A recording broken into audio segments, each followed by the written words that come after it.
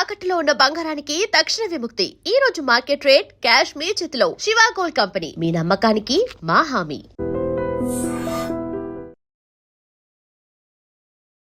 వాగర్థావివ సంపృక్తౌ వాగర్థ ప్రతిపత్తయే జగతః పితరౌ వందే పార్వతీ పరమేశ్వరౌ.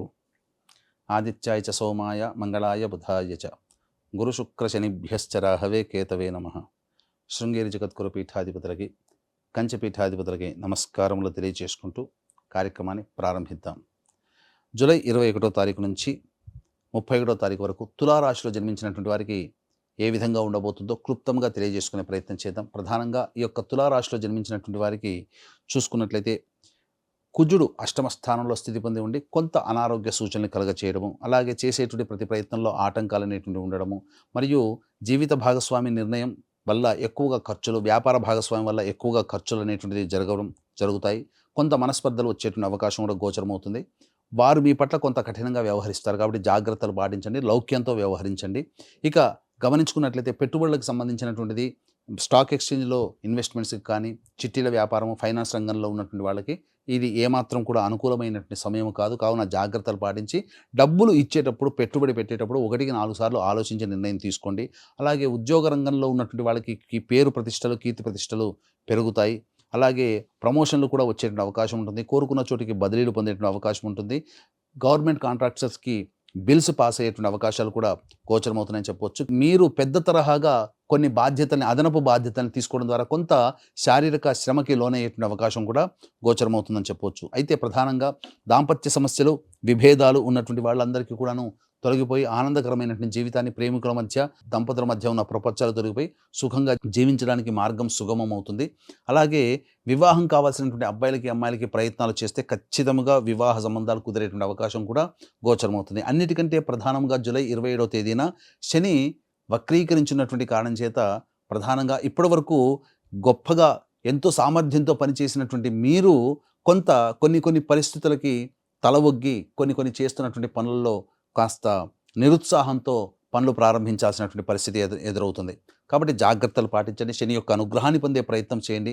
విద్యార్థులకి చక్కగా కోరుకున్నటువంటి కళాశాలలో ప్రవేశం లభిస్తుంది. విదేశీ విద్య, విదేశీ యానానికి కూడా అనుకూలమైనటువంటి సమయం చెప్పవచ్చు. ముఖ్యంగా గమనించుకున్నట్లయితే ఇతరులతో వాగ్వివాదాలు అంత పనికిరావు.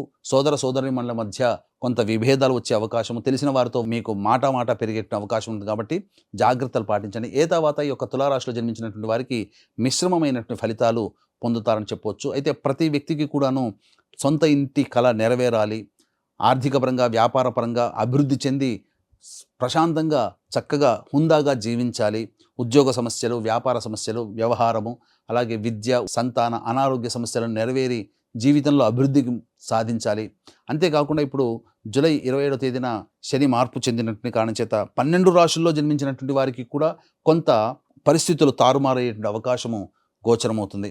అంతేకాకుండా ప్రధానంగా ఈ యొక్క శత్రు సమస్యలు, ప్రయోగ బాధలు తొలగిపోవాలి అనేటువంటి సదుద్దేశంతో జూలై 25వ తేదీ తొలి ఏకాదశి రోజున వారాహి నవరాత్రుల సందర్భంగా రాత్రి 9 గంటలకు మీ యొక్క సంకల్పం నెరవేరడం కోసం వారాహి, ప్రత్యంగిర, బగళాముఖి, రాజశ్యామల, ధూమావతి, శనైశ్చర హోమాది కార్యక్రమాలు జరిపించి పూజ చేసిన వారాహి మాల ఇవ్వడం జరుగుతుంది. అవకాశం ఉన్నటువంటి వాళ్ళు స్క్రీన్పై కనిపిస్తున్నటువంటి నెంబర్కి రాత్రి 8 గంటల లోపల 25వ తారీఖు ఈ యొక్క కార్యక్రమంలో మీ గోత్రనామాదులు నమోదు చేసుకోవచ్చు.